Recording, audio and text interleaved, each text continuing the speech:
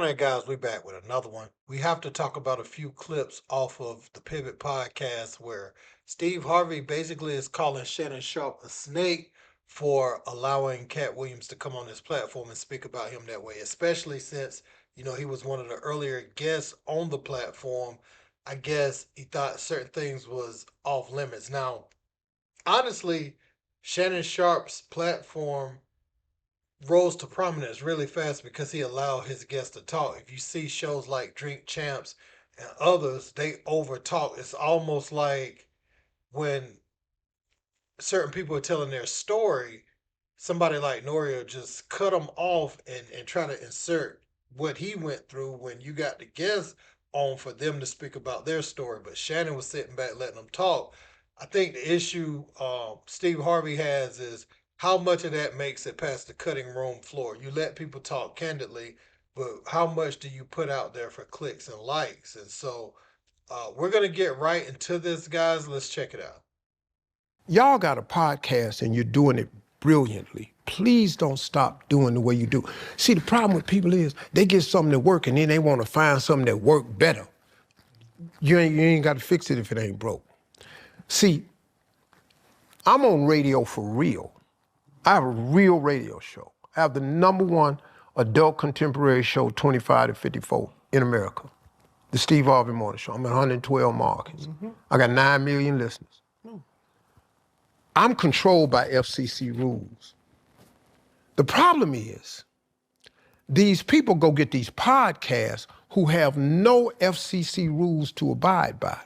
But you have to remember, even though you're on a podcast, you still got a brand. Yeah. And so you can't say what you want to say and expect to be relevant and not get canceled. You can't have a podcast and the way that you think you can make money is on clicks and views at the expense of others and not expect to have to pay the expense. You can't have a podcast and light me up and don't expect to get lit up. You can't have a podcast, let somebody come on your show and talk about your friends. Yeah, man. So obviously that was a reference to Shannon Sharpe and his platform, where he allowed Cat Williams to come up and say some things, not just about Steve Harvey, but about several comedians, saying you letting them come up on your platform and light me up. You can't expect not to get lit up. Now that's in reference to some of the things we've seen Shannon Sharpe going through publicly over the last year or so, where he eventually cashed this young lady out $23 million, where in his playing career in the NFL, he only made $22 million. So basically, everything he earned from the NFL is going over to that young lady financially. And so we're going to continue, guys. Let's speak. Same Steve that went to go watch Mark Curry do his whole sitcom and then stole everything Mark Curry had. Now Steve got a sitcom where he the principal and he wear a suit and then he gets this high top fade, making all black men think he got the best lineup in the business. And it's a man unit. Then you ask it, why you not a movie star? I didn't want to be a movie star. This the same Negro that hated on Bernie with this same thing. I didn't want to be a movie star. No, you couldn't be a movie star. There are 30,000 new scripts in Hollywood every year. Not one of them asks for a country bumpkin black dude that can't talk good, baby, and look like Mr. Potato Head. There ain't none. So what's up with you and Steve, man? Ain't nothing with me. Well, Steve stole my material on his show, so I had a beef on that. On what show? When he was on the bullshit talk show he had, and he did all my Halloween material one Halloween. I'm watching, somebody called me and said, man, homeboy doing your material. So he did my whole Halloween run. And I know he didn't think of it. This is true stuff that really happened to me. And so my thing is, you don't have to do that, homeboy. Right. So, you made enough money, Wow. You made enough money, you did enough, why are you on my material? Right? So Mark Curry did verify that Steve Harvey was taking his material, and we hear about that a lot amongst comedians where they may do something and people will take from them, but you also have those comedians that take whole sets from people and try to do it on a larger platform than they have. to make it appear as if it's their own material. Now we're gonna get into what Steve Harvey said because he had more to say on the pivot. Let's check it out. Have a podcast, let somebody come on your show and talk about your friends. I agree. Okay, you got a podcast.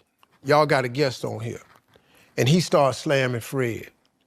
He knows something about Fred happened in the past, will lie or not, and just starts slamming Fred. Y'all got to shut that down. Yeah. Because this your brother. You got to protect him. And you got to protect the brand. They don't do that no more. So you come on my show, you spread all these lies about some people that I call my so-called friends, and I just let you sit there and check it. And because your podcast had so many views on that right there, your next guest is the same type of guest. Because now you want your money to be made off clicks and views at somebody's expense. Well, now guess what? You got to pay for that. Because once you put it out in the universe that I want clicks and views, the universe does not differentiate. It just give you clicks and views. So now, here they come the rest of them. And now you got clicks and views. Mm-hmm.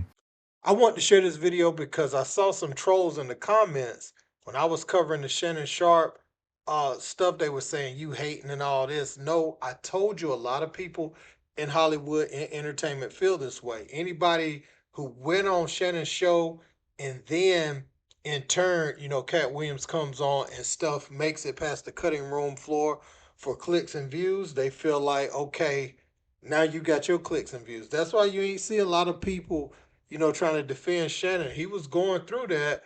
It was like, oh, whatever. With a lot of people, that's what they were thinking because he was able to monetize off of somebody going at them.